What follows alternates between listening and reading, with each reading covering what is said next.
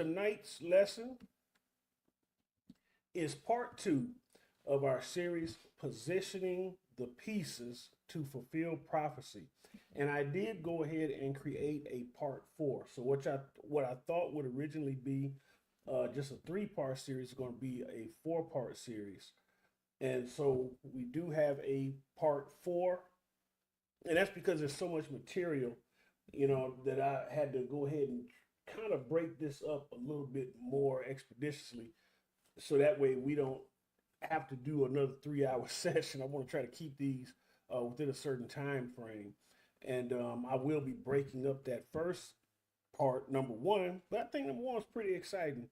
I don't know about you, but I was interested in it, even though I was teaching it. But we have a lot of information to cover, and we're going to get right into it tonight without any further delay. Now, on the what you see on the screen here, and what you've seen also in the advertisements, is you see two different game boards. One on the left, we're probably very familiar with, which is the chess board.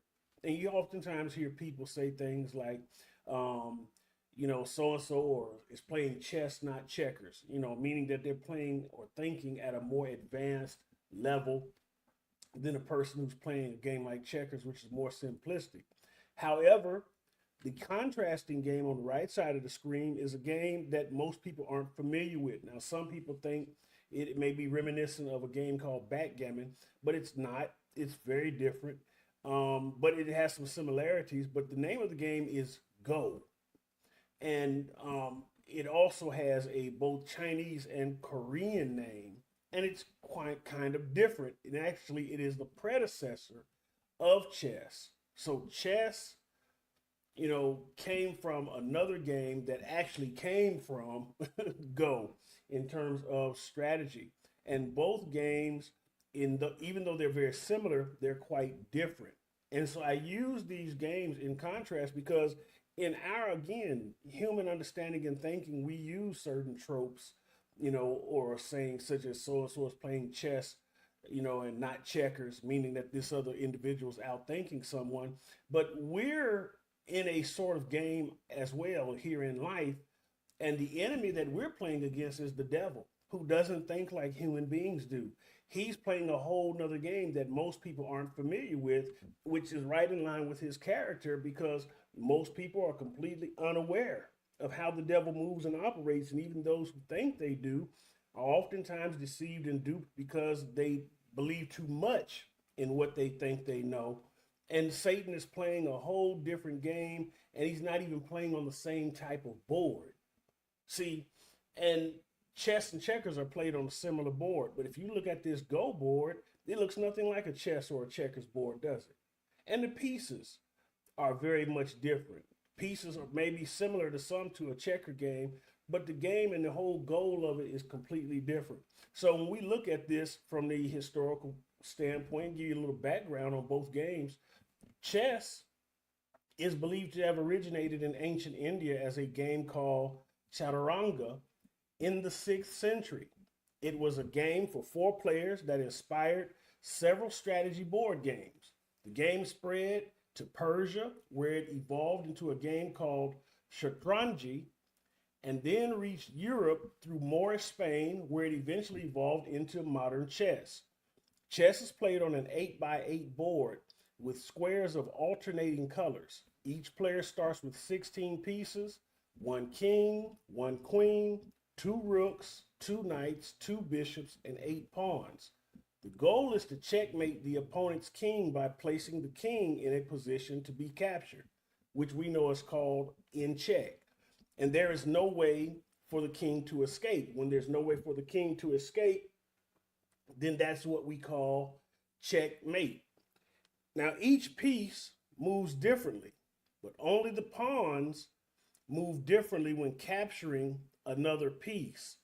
Castling for defense is allowed under certain conditions.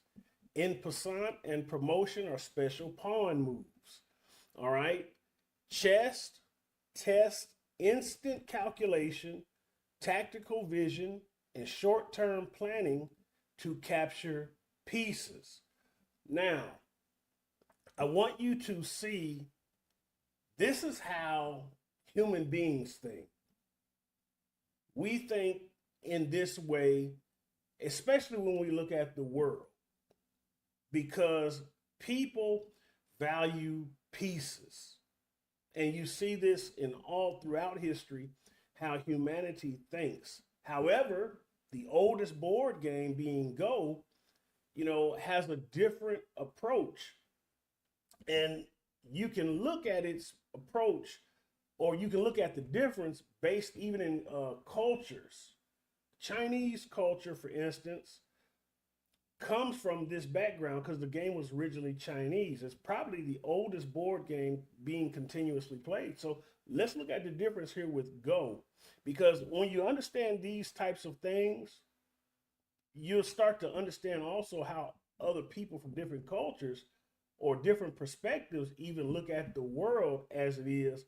But in saying this, this also gives you an idea of how the devil as a spirit also looks at things. Because to him, there's no one singular piece on the face of this planet that's so important that he would invest all his time and effort and strategy into trying to capture. And see, in the focus of the Go game is different. And you can even see it in the way in which, for instance, China and the United States play for dominant position in the world. And when you see where Go comes from, or why Go, or the strategy of Go, let me say it like that, then you understand why the Chinese make some of the moves they make in the world. But again, they're playing at a secular level. The devil is playing at a spiritual level. And the stakes are far more high. Much more higher. So Go is also known as Weiqi in China and Baduk in Korea. It is believed to date back to over 2,500 years, about before the origins of chess. This makes Go one of the oldest, if not the oldest, board game still played. According to historical accounts and folklore, it was developed to teach strategy and tactics to royal members and military generals. So when they taught Go in ancient China and ancient Korea, it wasn't just a game. It was actually a test or a measure of one's tactical ability, and they used it to simulate strategizing for war. So it was a game played, but it had real life implications. And look at the difference between the board. Go is played on a 19 by 19 grid. So the board is much bigger. The chessboard is just 8 by 8. Even the smallest Go board is bigger than the standard chessboard. Says it's played on a 19 by 19 grid, but can also be played on smaller boards, like 13 by 13 and 9 by 9. Players use black and white stones to occupy sections of the board. The goal is to control a larger area of the board than your opponent before the end of the game by surrounding empty points or capturing opponent's stones. Stones are placed on intersections, not squares. That's another difference. Stones are basically the intersections represent, I guess you could almost say, like roads of travel.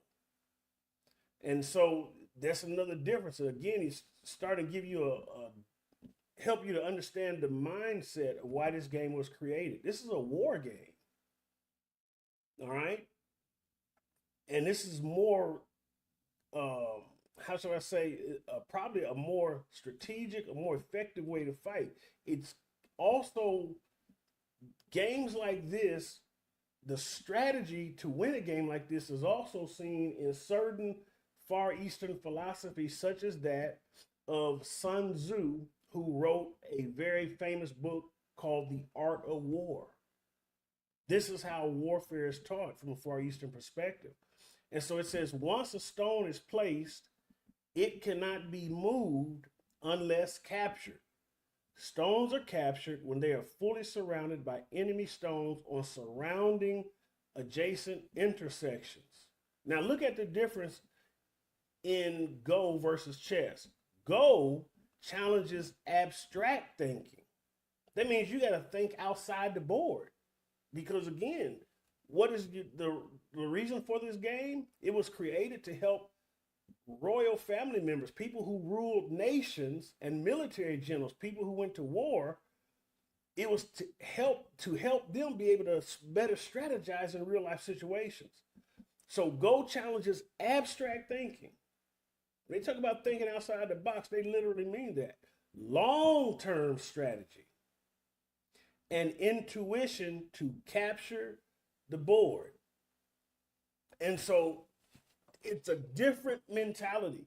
And when you understand this, you start to even see the differences in how the game is played. In chess, each piece occupies a square, and the goal is to capture a single piece. In Go, the stones occupy an intersection, and the goal is to own or control the board.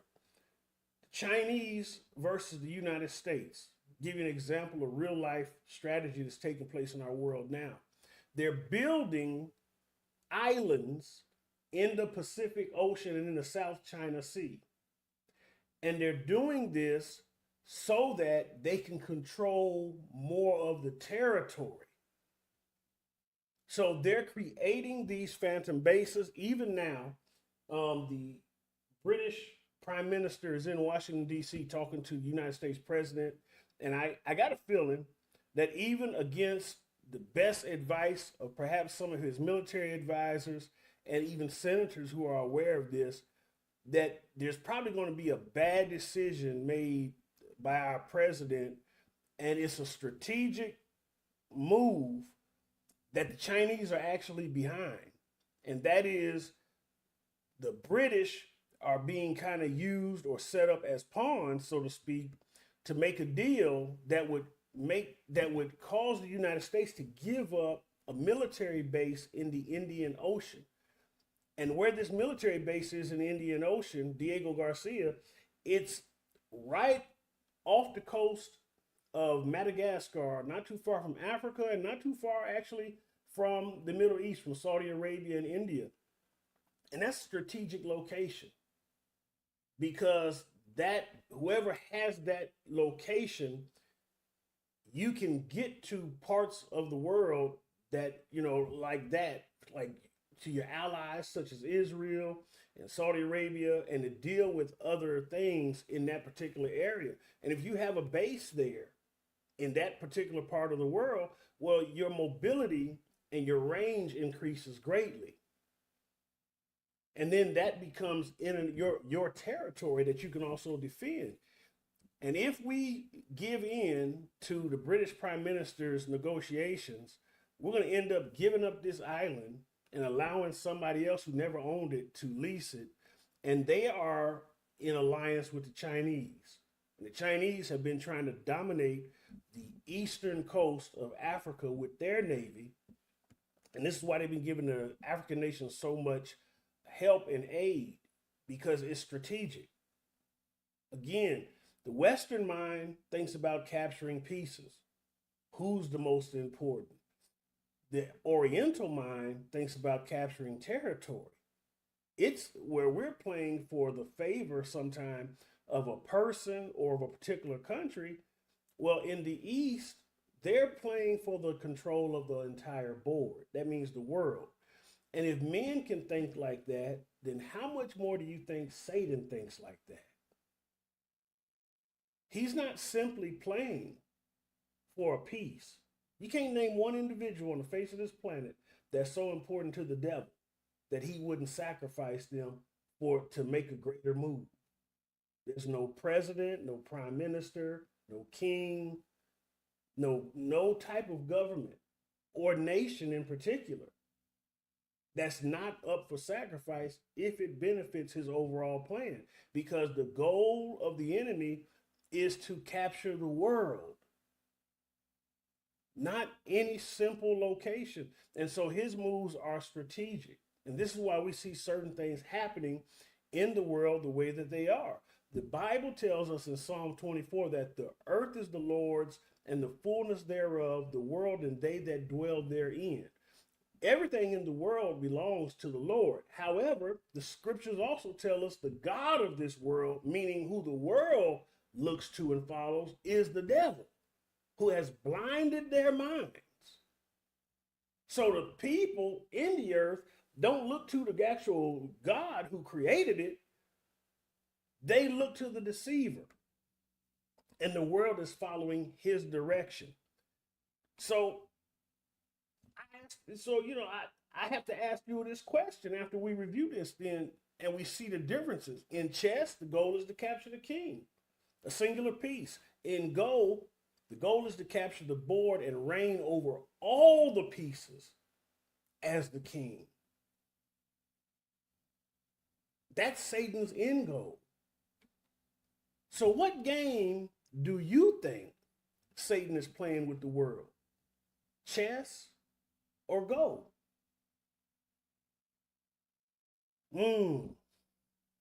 Maybe we have to change our saying. Instead of saying that they was playing chess while someone else was playing checkers, well, while we've been playing chess and thinking we so clever, the devil has been playing Go. He been playing a game on a whole nother level. Whereas we've been trying to control a square and capture a piece, he's been controlling intersections, governments, nations, how we move, how things happen and get done, so he can control the board, meaning the whole world. And the center of the world's focus for some time now has been this piece of real estate in what we call the Near East or the Middle East. Why is it called that? Well, it's called that because three continents all intersect there. Even Napoleon Bonaparte acknowledged that where Israel was located was so strategic that he said, if you can control Israel, you can control the world, because it's basically the center of the world.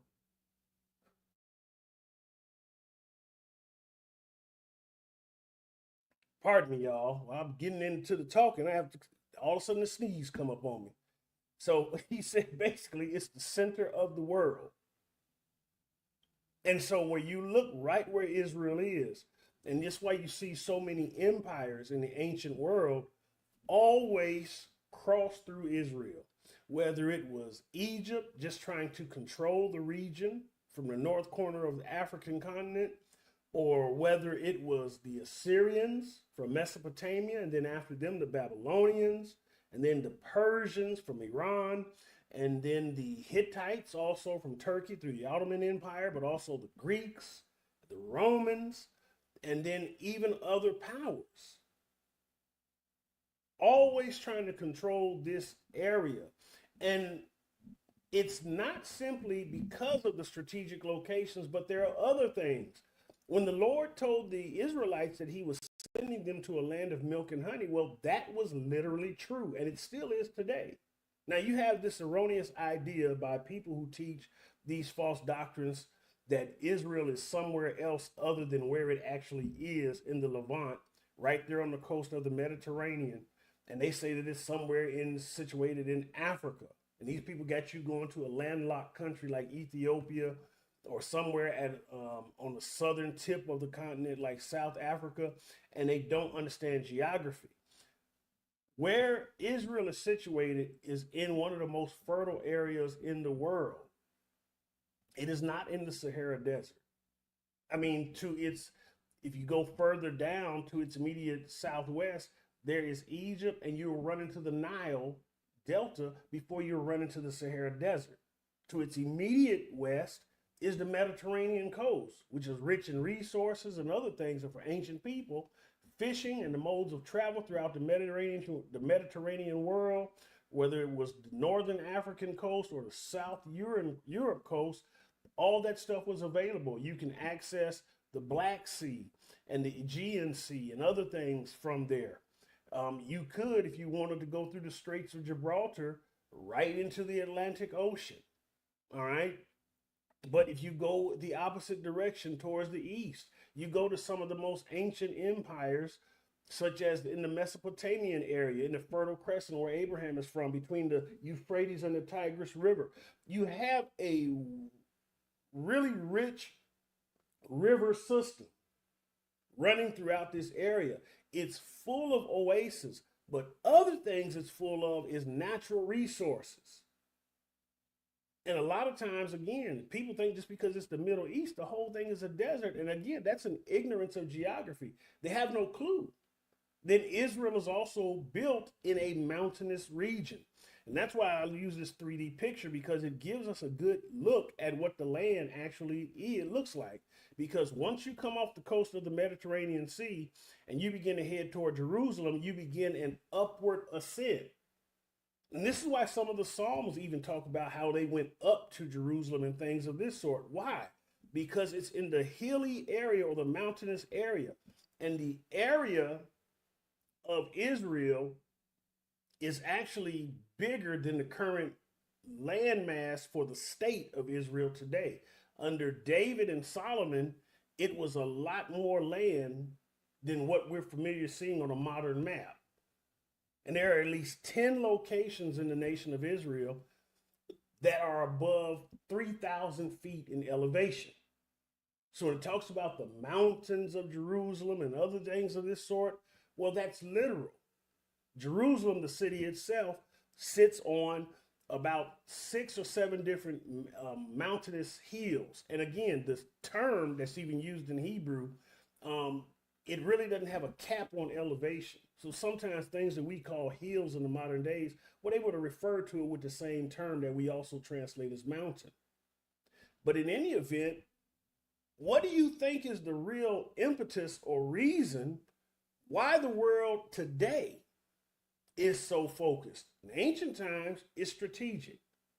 Where Israel is, it controls trade routes, just like in the game of Go, where you put your pieces on the intersections to control the board.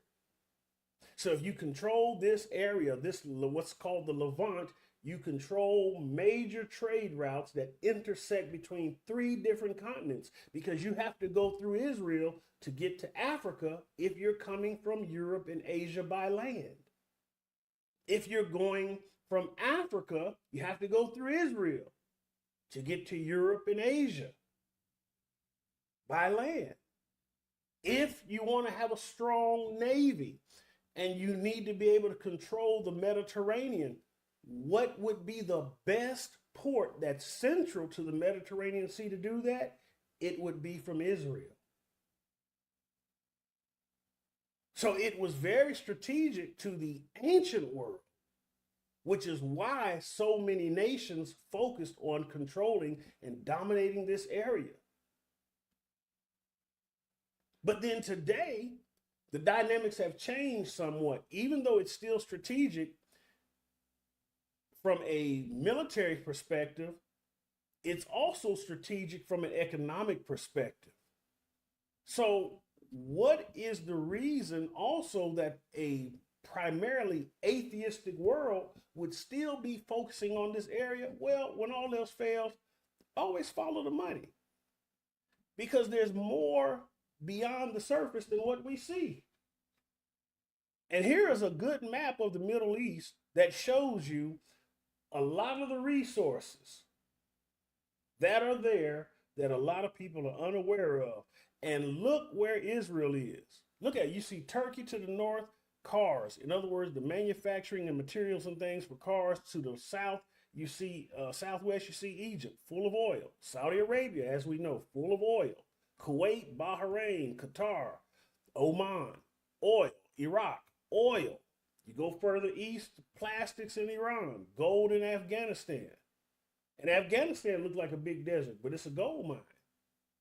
See, this is what I'm saying. You can't just look at a place and say, oh, this is a desert, it's empty. There's a reason why people live there and have for thousands of years. There's a reason why people covet the land and territory and always try to dominate it. They see beyond the surface. Syria to the north has olive oil.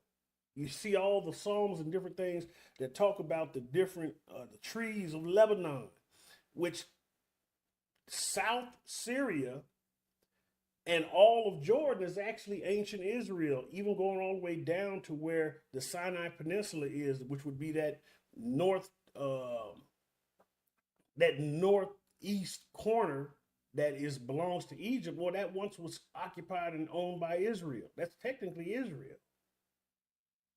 The land promised to Abraham extends from the Nile in Egypt all the way to the Euphrates River in Iraq. And so that means that technically all these resources should belong to Israel. But in terms of what they've actually owned and occupied, it's pretty much half of what we see as Syria. So a lot of that olive oil production would have been also theirs. All of what you see in Jordan, where it says fertilizers, meaning you got other types of minerals and things that help stimulate growth for agriculture. But then also in Israel proper, modern day Israel itself, look what's there: gold, Lebanon, which was Israel and is still kind of in dispute. Another interesting fact about Lebanon is it was a Christian government until a few decades ago. But you have gold, diamond, and precious stones. So you kind of can see that there's more beneath the surface as to why a lot of the nations, especially the Arab world, wants to control and dominate that land. And here's the thing about this: modern Israel is the one who has built up that land and have started being able to make it productive. For all these years, since the Jews were expelled from the land of Judea and Israel, going all the way back to 70 AD, nobody developed the region. It wasn't until after 1948, when Israel was reestablished as a state or a nation, that you started to see them make leaps and bounds in developing it. Some of the world's top or leading medical advancements come from Israel. Some of the scientific advancements come from Israel. This small, tiny nation that is about the size of the state of New Jersey is on the cutting edge of so many different technologies and developments, because why? What they're constantly up against causes them to continually press forward to be excellent in all these various areas. Some of your most educated people are in Israel. They have a high degree of literacy and other things. Education drives a lot of what they do. And so the other nations around them are all failed states. That's the other thing. Syria, failed state. The recent president, Assad, he just ran and fled off to Russia because he was overthrown. Lebanon is dominated by the Hezbollah terrorist group now. Jordan is a failed state, still under the guide of a monarchy. Saudi Arabia is a monarchy. Egypt just had a revolution in what they call the Arab Spring, and they changed governments. And Egypt also, along with Libya, currently is practicing slavery against sub-Saharan Africans. Iraq, we already know what happened with 9/11 and all those various things. Well, we know what happened with the Gulf War, and then we went to 9/11 with Iraq. Failed state, government still under duress. Qatar, further east, is one of the top sponsors of terrorism in the world. They own a lot of shell companies that sponsor a lot of unrest, and they interfere with our elections more than Russia does, or more than what people believe Russia does. Oman, another country that's very suspect and suspicious. Iran, who calls Israel a one-bomb nation, meaning one nuclear bomb destroys the whole land. Iran is so fanatical about the destruction of Israel, they want to develop a bomb to simply drop on the land and they would destroy it. A nuclear bomb would render the area unlivable, even for the Palestinians, who all these folks fight for. But they would rather see nobody have the land than Israel have the land. And then we just went to war again with Afghanistan behind the 9/11 attacks. Why? Because they were housing Al-Qaeda and Osama bin Laden. All of these other nations, Kuwait, which was invaded by Iraq, is also ruled over by a despotic type of monarchy or sheikh system. All of them, with the exception of perhaps Turkey, are what you consider failed states. They don't have freedom of speech, free and democratic elections, or any of these other things. The one nation that does in the region is Israel. Does that make Israel perfect? No. But what you have is a contrived and concentrated campaign against Israel, sponsored by the United Nations and these Arab nations, which are deep in money because of their resources from their oil and plastics and gold and other things that they produce, to sway the opinion of a lot of the European nations in particular against the state of Israel. And while it would be easy to highlight a lot of things going on in Israel, why don't people highlight more what's going on in these other nations? And that's because the world has this, I would call it Israel derangement syndrome with the state of Israel. They don't want Israel to exist. And so this is beyond just simple human rights or things of this sort.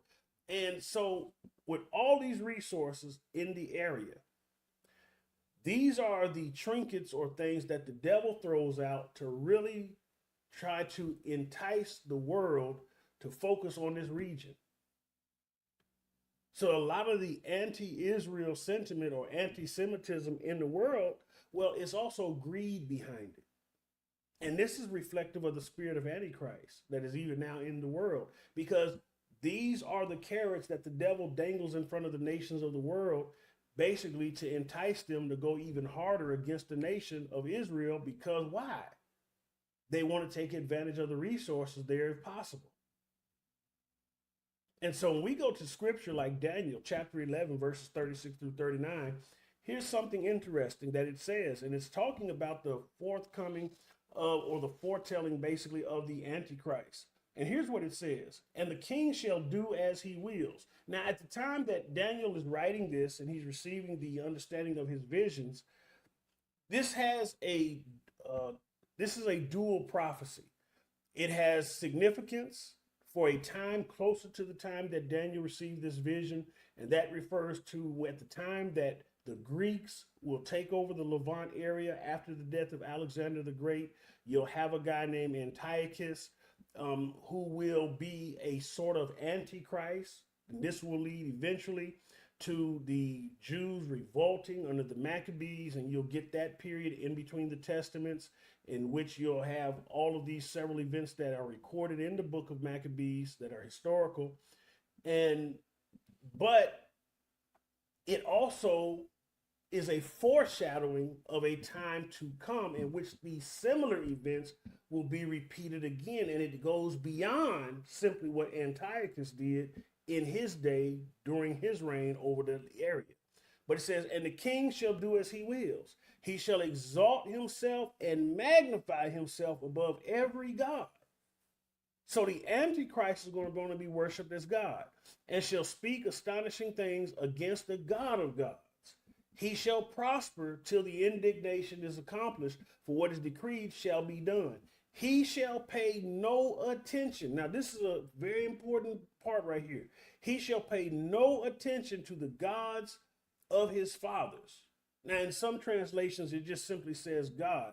But basically, this guy, he won't have any respect for any other type of religion or any other type of deity. Because why? He wants to put the focus on himself. Now, in some translations, when it uses the term God singular, it gives the impression that perhaps he is a Jew, and therefore it's easier for him to persuade and deceive Jewish people or Israelite people. But that remains to be seen. But in the actual translation here, we'll use it and read it as it is, because basically it's letting you know that he's a megalomaniac, a person who wants all the attention and focus on him. Why? Because the Antichrist is the opposite of Jesus Christ. In other words, whereas Christ, our Christ, was a human with the spirit of the Most High God in him. The Antichrist is a human with the spirit of Satan in him. And so he's an opposite of Christ.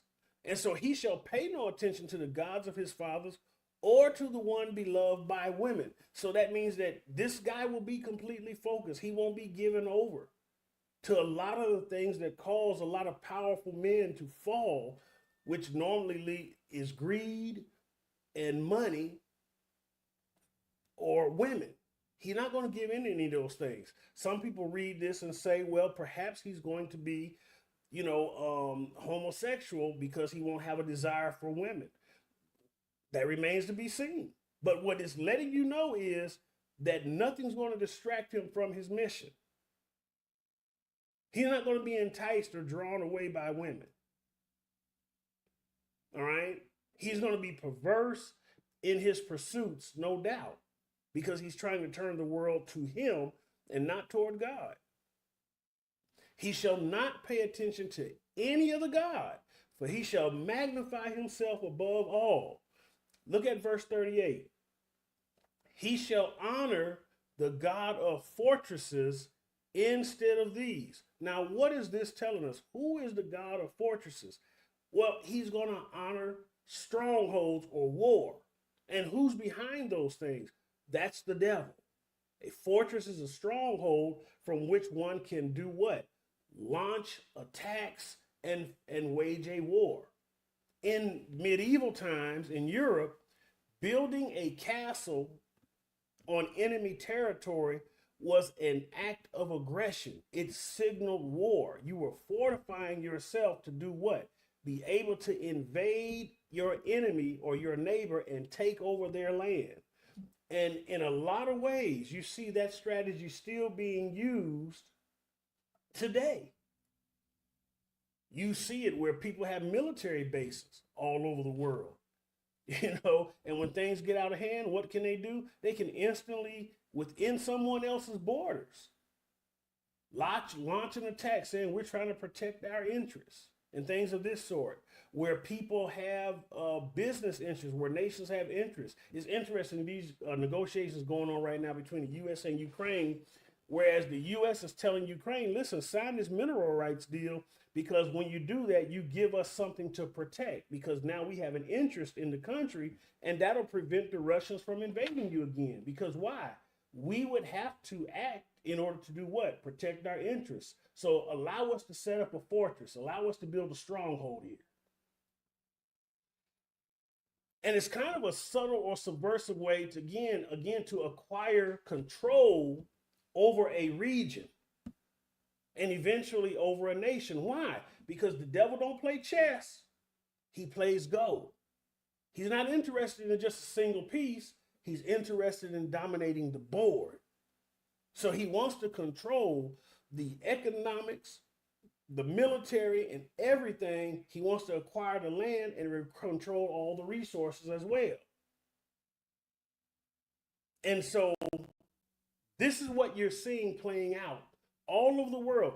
Every nation does it. But the Antichrist, he's going to do it at a level that has never been seen. And the more that he appears to do on behalf of others or for the benefit of others is just another way he brings more and more nations and people under his control until he controls it all.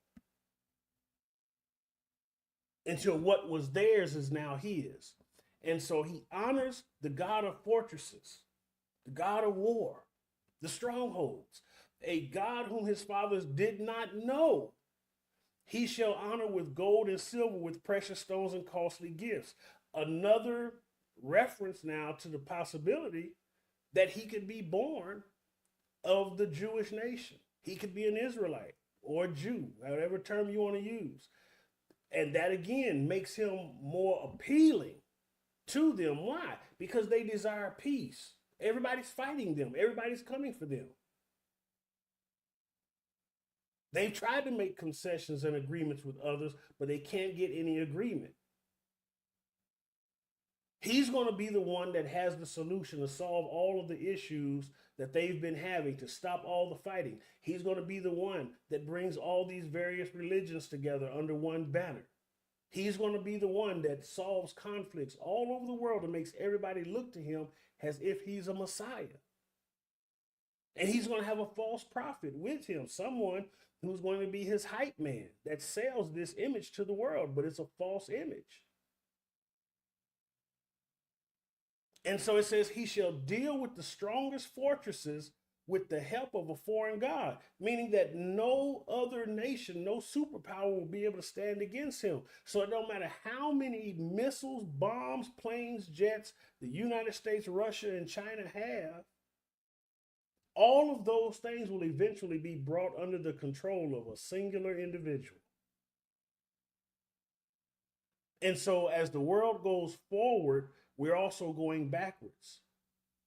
As Christ said, in the days of Noah, so shall it be at the returning of the Son of Man. And he says that the first shall be last and the last shall be first. Well, what was the first world empire? Immediately after they got off the boat. Well, not long after they got off the boat, rather, it was under Nimrod in Babel, which is the birthplace of Babylon. And the spiritual entity or government under Satan is called Babylon. The mystery. A lot of people call it Mystery Babylon, but that's not actually how it reads in Scripture. It calls it Babylon, the mystery. But when we read it in the KJV, we come off with the Mystery Babylon, and we just attach that name to it. But it's Babylon, which is a mystery, because it's an empire that the city itself no longer exists, yet the influence, power of the city and the same setup still does. And there's one area where you can see it in real good, better than anywhere else when you compare it to in history, and that's in the Empire of Rome. Rome is a direct descendant of Babylon. All these things are represented in the images that Daniel saw, well, Nebuchadnezzar's dream, but also in the things that Daniel saw. He saw this fourth beast that was different from the others. The first beast that he saw was a lion, which represented Babylon as the ruler. Then he saw a bear, which represented the Medes and the Persians. Then he saw a leopard, which represented the Greeks. But then he saw this last beast, which represented something that he had never seen before. And it was kind of a hodgepodge or mix of the previous three beasts. And if you look at the history of the Roman Empire, they had what was called the Pax Romana, or the Roman peace is what they call it, but they were still at war. They conquered the majority of Europe. They extended their territory all the way up into Great Britain. They controlled North Africa all the way into Egypt. They controlled everything further east, going all the way toward the Parthian Empire, so to speak, where Iran was at one time, or where Iran is today. And they controlled Asia Minor, all the territory where modern day Turkey is, and they had a large influence. The Romans even traveled as far as China for trade along the Silk Road, and even to India through the Red Sea by ship. They had interaction with the Ethiopians. They were very well traveled, but they had a domination and control over this region and this territory. And they had an influence on the world, but they had elements of all the previous empires in them from before them. And then when Rome finally falls, it no longer is a physical empire, yet it morphs into a religious empire. And it becomes the Holy Roman Empire, where Germany is. And so before Germany is Germany, you have the Holy Roman Empire, which now becomes a way of mixing, even the more so than what Constantine originally did in the 4th century. Now the religious head of state and the government or secular head of state. And the first emperor was a guy by the name of Charlemagne.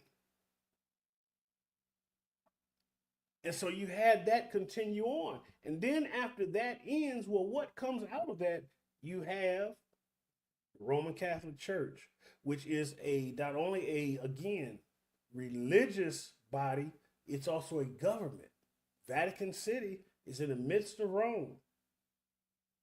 And it is the only nation of its kind that is both a religious capital and a physical place in which the capital itself is the entirety of the nation. Yet its constituents are spread out all around the world. And so there's a lot of things happening here. So it says, those who acknowledge him, he shall load with honor. Because why? He's looking for worship. He's looking for loyalty and things of this sort. Always be afraid when your leaders look for too much loyalty from other people. Because that means they're being influenced by what? Spirit of Antichrist. He shall make them rulers over many and shall divide the land for a price. And so he shall divide the land for a price. So what does that mean? These things right here that we see on this map, this is the stuff that entices people. The land that he wants to divide. This is how he gets the other nations to go on board, by appealing to their greed. Come get some of this gold. Come get some of these diamonds. Come get some of these precious stones. Come and get some of this oil. I'm going to make you rich if you roll with me. I can give you what you don't have control of, what y'all been fighting over. I can make a good deal for everybody. So this is what you have going on. All right.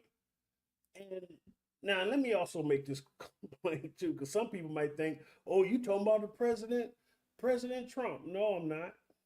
But I'll say this. Every president and prime minister is a pawn. Every king is somebody's pawn. The rulers of the world are not the ones who are truly in charge. It's the spiritual principalities that are over them. And you see the influence of these principalities over them, which is why the Bible instructs us to pray for those in government. Now, in concern with that land, there's a lot of false narratives that come out. And again, it's not about prophecy, is not about so-called the modern day state of Israel, but it's about the land. Because that's eventually where Israel will be regathered. That's where the Lord, Yeshua HaMashiach, is coming back to establish his reign over the earth for 1,000 years. So there's a fight over that territory, over that land. There's a fight over the city of Jerusalem, which is still under international administration. And all of these things fulfill prophecy. But there's also a lot of false narratives, such as who controls the so-called West Bank, which is really Judea and Samaria. It's not called the West Bank in the Bible. They call it the West Bank because Jordan once controlled it. And once Israel took charge of it after Jordan lost a war in which it joined with other Arab nations to try to destroy Israel, it became known as the West Bank. But that's where all of the major biblical locations are also: Jerusalem, Hebron, Bethlehem, all these places that are near and dear to establishing Israelite identity are also there. And the Palestinians are trying to say that it's theirs. They have a false claim, and they send a false narrative out to the world that the world constantly promotes, saying that Israel occupies a territory that historically and ancestrally belongs